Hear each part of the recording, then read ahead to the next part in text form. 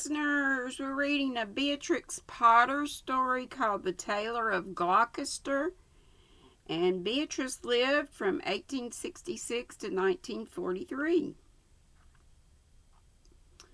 And this was first published in 1903. In the time of swords and periwigs, P-E-R-I, and full-skirted coats with flowered lappets, L-A-P-P-E-T-S, when gentlemen wore ruffles and gold-laced waistcoats of paduasoy and taffeta, there lived a tailor in Gloucester. He sat in the window of a little shop in Westgate Street, cross-legged on a table from morning till dark. All day long, while the light lasted, he sewed and snippeted, piecing out his satin and pompadour and lute string. Stuffs had strange names and were very expensive in the days of the Tailor of Gloucester. But although he sewed fine silk for his neighbors, he himself was very, very poor. He cut his coats without waste, according to his embroidered cloth. They were very small ends and snippets that lay about upon the table, too narrow breadths for naught except waistcoats for mice, said the tailor. One bitter cold day near Christmas time, the tailor began to make a coat, and in parentheses it says a coat of cherry-colored corded silk, embroidered with pansies and roses, and a cream-colored satin waistcoat for the mayor of Gloucester. The tailor worked, and he talked to himself. No breadth at all, and cut on the cross. It's no breadth at all. Tippets for mice and ribbons for mobs. For mice, said the Tailor of Gloucester. When the snowflakes came down against the small leaded window panes and shut out the light, the tailor had done his day's work. All the silk and satin lay cut out upon the table. There were 12 pieces for the coat and 4 pieces for the waistcoat, and there were pocket flaps and cuffs and buttons, all in order. For the lining of the coat there was fine yellow taffeta, and for the buttonholes of the waistcoat there was cherry-colored twist, and everything was ready to sew together in the morning, all measured and sufficient, except that there was wanting just one single skein of cherry-colored twisted silk. The tailor came out of his shop at dark. No one lived there at nights but little brown mice, and they ran in and out without any keys. For behind the wooden waistcots of all the old houses in Gloucester there are little mouse staircases and secret trap doors, and the mice run from house to house through those long narrow passages. But the tailor came out of his shop and shuffled home through the snow, and although it was not a big house, the tailor was so poor he only rented the kitchen. He lived alone with his cat. It was called Simpkin. "Meow," said the cat when the tailor opened the door. "Meow." The tailor replied, "Simpkin, we shall make our fortune, but I am worn to a ravelling. Take this groat, which is our last 4pence, and Simpkin take a china pipkin. Buy a penn'orth of bread, a penn'orth of milk, and a penn'orth of sausages.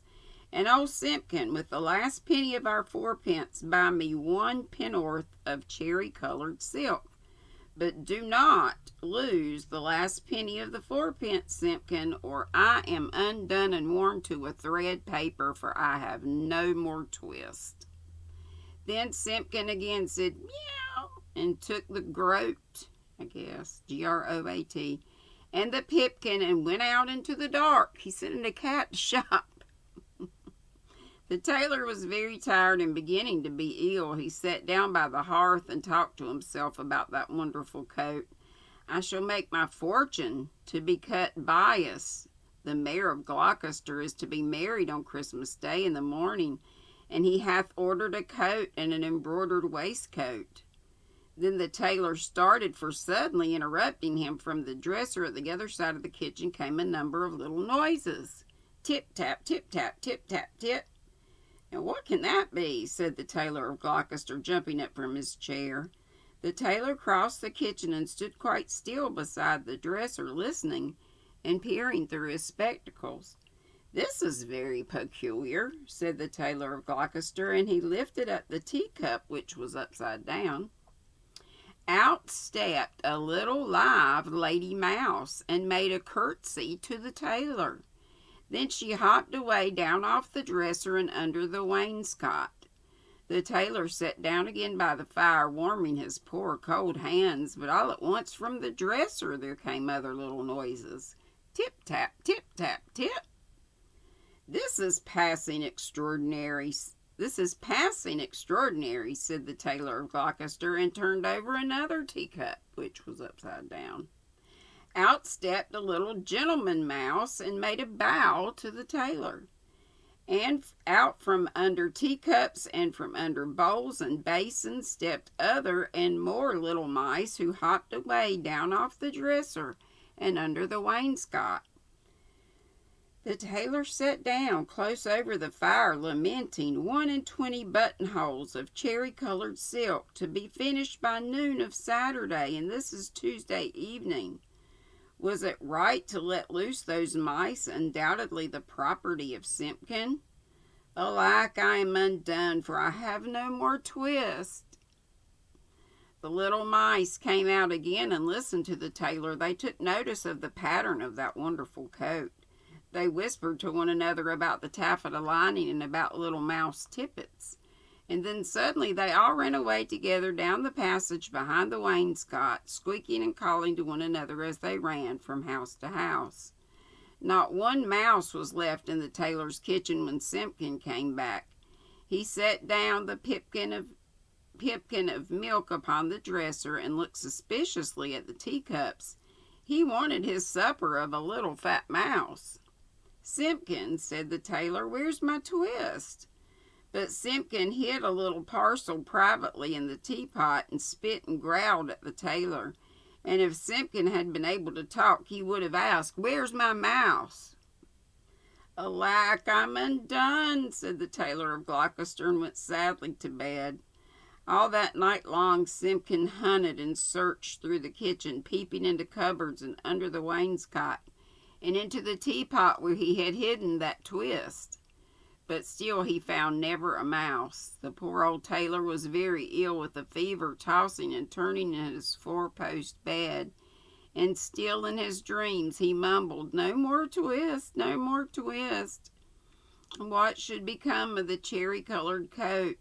Who should come to sew it when the window was barred and the door was fast locked?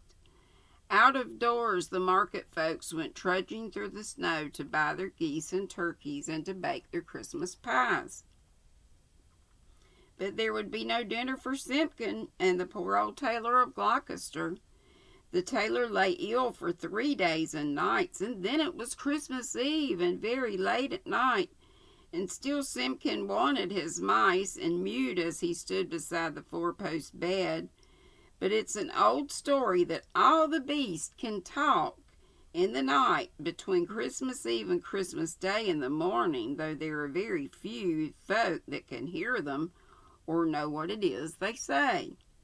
When the cathedral clock struck 12, there was an answer like an echo of chimes, and Simpkin heard it and came out of the tailor's door and wandered about in the snow. From all the roofs and gables and old wooden houses in Gloucester came 1,000 merry voices singing the old Christmas rhymes, all the old songs that I ever heard of, and some I don't know, like Whittington's bells. Under the wooden eaves the starlings and sparrows sang of Christmas pies. The jackdaws woke up in the cathedral tower, and although it was the middle of the night, the throstles and robins sang, and air was quite full of little twittering tunes. But it was all rather provoking to poor hungry Simpkin. From the tailor's shop in Westgate came a glow of light, and when Simpkin crept up to peep in at the window, it was full of candles. There was a snippeting of scissors and snapping of thread, and little mouse voices sang loudly and gaily. 24 tailors went to catch a snail. The best man among them does not touch her tail, durst not. She put out her horns like a little collie cow. "Run, tailors, run, or she'll have you all in now." Then, without a pause, the little mouse voices went on again. Sieve my lady's oatmeal, grind my lady's flour, put it in a chestnut, let it stand an hour. Mew, mew, interrupted Simpkin, and he scratched at the door, but the key was under the tailor's pillow. He could not get in. The little mice only laughed and tried another tune. Three little mice sat down to spin. Pussy passed by and she peered in. What are you at, my fine little men, making coats for gentlemen? Shall I come in and cut off your threads? Oh no, Miss Pussy. You'd bite off our heads. Mew, scratch, scratch, scuffled Simpkin on the windowsill, while the little mice inside sprang to their feet, and all began to shout all at once in little twittering voices, No more twist, no more twist. And they barred up the window shutters and shut out Simpkin. Simpkin came away from the shop and went home, considering in his mind he found the poor old tailor without fever, sleeping peacefully.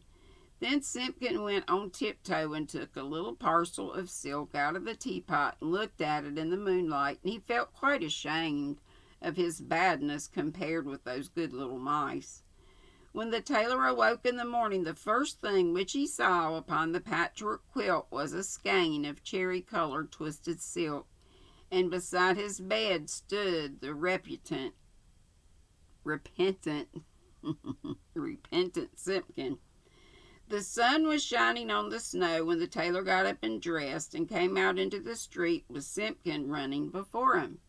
Alack, said the tailor, I have my twist, but no more strength nor time than will serve to make one single buttonhole, for this is Christmas Day in the morning. The Mayor of Gloucester shall be married by noon, and where is his cherry-colored coat? He unlocked the door of the little shop in Westgate Street, and Simpkin ran in like a cat that expects something. But there was no one there, not even one little brown mouse. But upon the table, oh joy, the tailor gave a shout. There, where he had left the plain cuttings of silk, there lay the most beautiful coat, an embroidered satin waistcoat that ever were worn by a mayor of Gloucester. Everything was finished except just one single cherry-colored buttonhole. And where that buttonhole was wanting, there was pinned a scrap of paper with these words in little teeny-weeny writing, and it said, No more twist.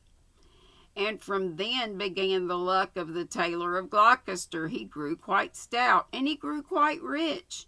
He made the most wonderful waistcoats for all the rich merchants of Gloucester and for all the fine gentlemen of the country round. Never were seen such ruffles or such embroidered cuffs and lappets, but his buttonholes were the greatest triumph of all. The stitches of those buttonholes were so neat, I wonder how they could be stitched by an old man in spectacles with crooked old fingers and a tailor's thimble. He had some teeny tiny employees. The stitches of those buttonholes were so small, they looked as if they had been made by little mice. And that's the end. That was a cute story.